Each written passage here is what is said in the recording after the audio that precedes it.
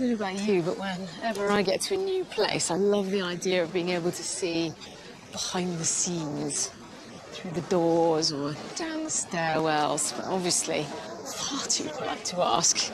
And today, I've got a licence to be nosy. Hello, you. Hello, old friend.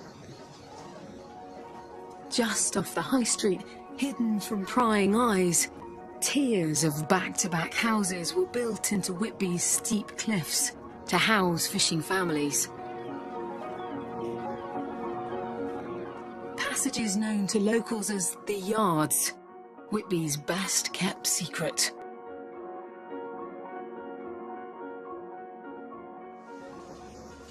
Wow. Hey, Joyce. Hello. It's a secret hidden world down here, isn't it? Oh, it's lovely, isn't it? Joyce Stango lives in Linskill Square. She's letting me in on the secret lives of Whitby's once crowded yards. There was 17 listed accommodations here. There was reputed to have been one family of 14 lived in number 1 at one time. God. You can see why the yard would have become an extension of the home then if you had 14 people in there. There used to be baths, tin baths, hung outside the houses, so the kids would actually bath outside sometimes and then just tip the water down the drain. Remarkable. So there could possibly have been 200, maybe more, just in this little area here. Oh, easily. Back then, Whitby was one of Britain's most important whaling ports. Streets were packed with fishermen whose lifeblood was the sea. It must have been quite noisy and smelly with so many people. Oh, it would have been very smelly at one time, particularly when the whaling industry was in full swing, because they were boiling the blubber and the smell must have been horrendous. And you can imagine it with all the coal fires and the soot being produced.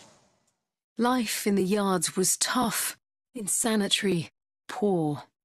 But one thing these communities did have: each other.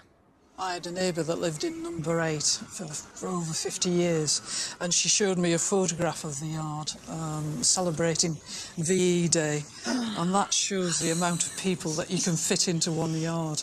Right. It's absolutely amazing. They've even managed to squeeze in a table. Well, this was a celebration day. There's never enough biscuits to go around. I know. Would have been nice to be in there.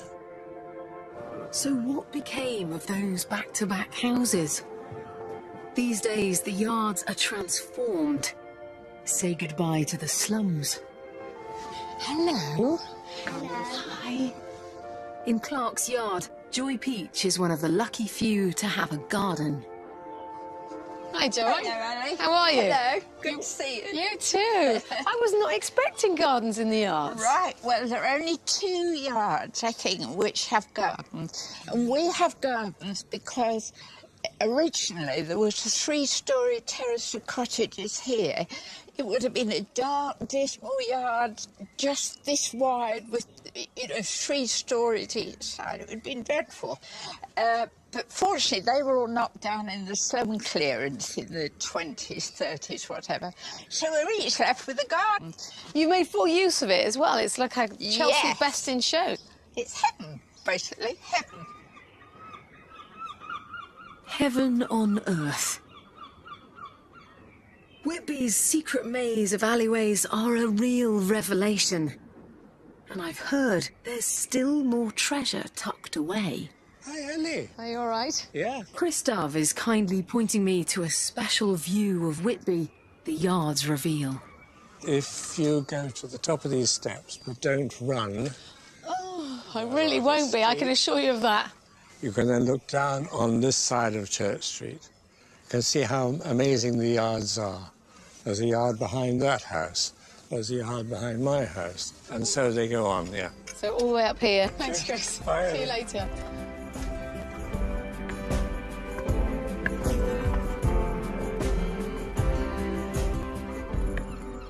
I've been to Whitby loads of times, but I had no idea that away from all this hustle and bustle of the harbour side were all these alleyways leading to stories of the past. Now that is a view. Thank goodness some of them have remained. to tell us about their secret lives.